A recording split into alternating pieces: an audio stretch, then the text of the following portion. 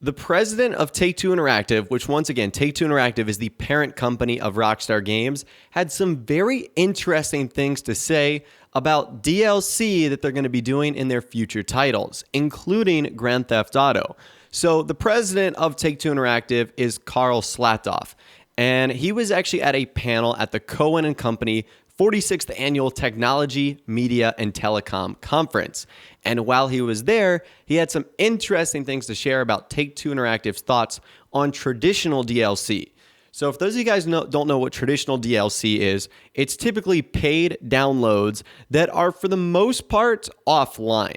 So you would see them as single-player expansions like The Ballad of Gay Tony, The Lost and the Damned, stuff like that. So the first thing he revealed to everyone at the panel was that the team at Rockstar Games is sufficiently staffed, and the team for Grand Theft Auto Online and Red Dead Redemption 2 are completely independent, and all decisions for both games are kept completely separate from each other. So that, I feel like, is good news if you are a fan of Grand Theft Auto Online still getting updates after RDR2 is coming out.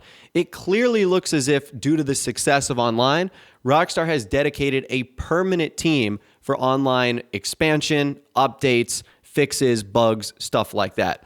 So I genuinely do believe that there will be more updates coming out for online after RDR2 comes out. Now, there might be a little bit of a gap period where Rockstar says, okay, no big online updates because we want people to focus on RDR2, but I think we're going to see the same size updates continue to come out even after that October 26th release date of RDR2. So that right there is great news. I obviously love Grand Theft Auto Online. I'm going to really enjoy Red Dead Redemption 2, and I feel like it's just going to be two popular online modes that are going to get updated, which I can only see as good news. So that's great to hear from Karl Slatoff right there.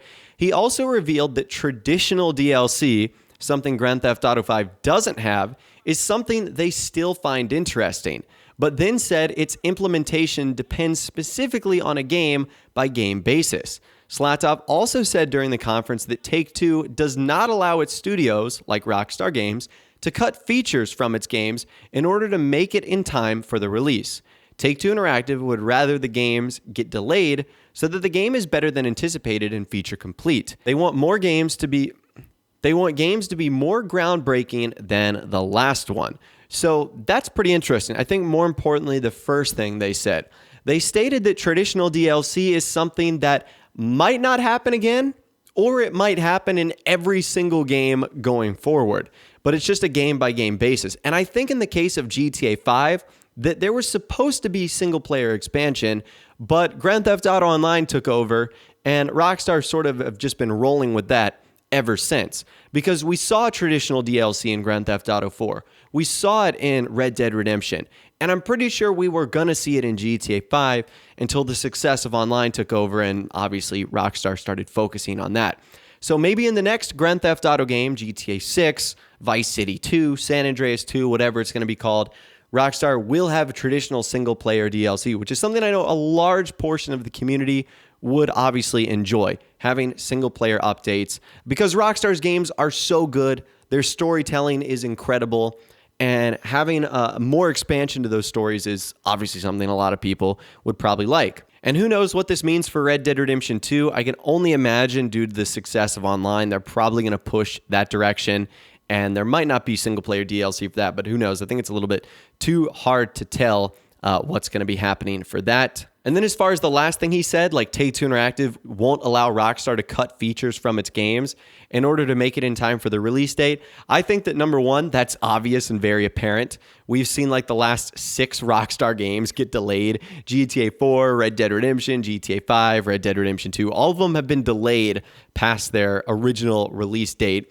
So that's not shocking at all. But I also feel like it goes to the fact that why Rockstar are able to make such great games is they're given the resources by Take-Two Interactive, and they're not put under any pressure to get a game out by a certain amount of time. I think we saw some other companies do this recently, like Ubisoft with Assassin's Creed. They were making that game, I think, almost every single year, and the game started to get a little bit stale after a while, and then they took a break for, I think, its most recent one, and it was like the best one they have made in a while. So having time to make games, obviously shows, and it definitely shows with Rockstar. Moving on, and also during the presentation, it was said that games from Take-Two may take longer to release because it's important to release them when they're at the best quality so they can perform better. They want games to release that players want to continue playing months and years down the line.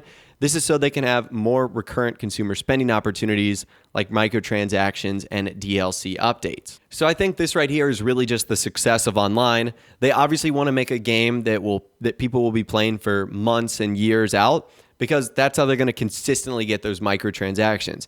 If a game isn't great and people stop playing it after a month, it doesn't matter how many DLCs you put out if no one's ended up playing it or no one's buying it. So that sounds pretty obvious right there. They want the quality high so they can make lots of money with microtransactions. And Red Dead Redemption 2 has already confirmed that it's going to have microtransactions. So that is no surprise right there. And finally, last but not least, as far as this interview goes, Slatoff said he believes that Take-Two do think about subscription business models for games. He doesn't believe that gaming has anything that makes subscription models impossible to work, but a subscription model needs to work for everyone, from players to platforms to publishers. Figuring that out is the trick and an art form of its own. So when I think of subscription models, I think of Netflix, Spotify, Hulu, things that are like that, like more traditional style media and not new age video games. So I don't know how that would work for something like Grand Theft Auto Online or GTA 5. One example would be maybe instead of having money like online currency, if you paid $5 or $10 per month in order to have Grand Theft Auto Online, but everything was free, including all the new things Rockstar added. I almost wonder which way would be better. Would you rather have the system it's in right now where, getting online is free, but all the items in game cost money figuratively? Or would you rather have all the items for free, but Grand Theft Auto Online costs $5 or $10 a month, just like Spotify, Hulu, Netflix, stuff like that? So I'd love to hear from you guys in the comments down below on everything we touched on today. DLC, how it's going to work in future Grand Theft Auto games. Is it going to be like what we have in GTA 5, or will traditional single-player updates return? What do you think of Rockstar moving to something like a subscription model in the future? That would kind of be interesting. And let me know what you think having two different teams for Grand Theft Auto Online and RDR2 means going forward. Is this good or bad in your opinion? Let me know your thoughts, opinions, and more in the comments down below. If you guys did go on to enjoy this video, though, a like rating would, of course, be awesome. And also subscribe to my YouTube channel if you are new or you like daily GTA 5 videos like this. With all the way, guys, like I said, thanks so much for watching. Take care, and I'll see you guys in the next video.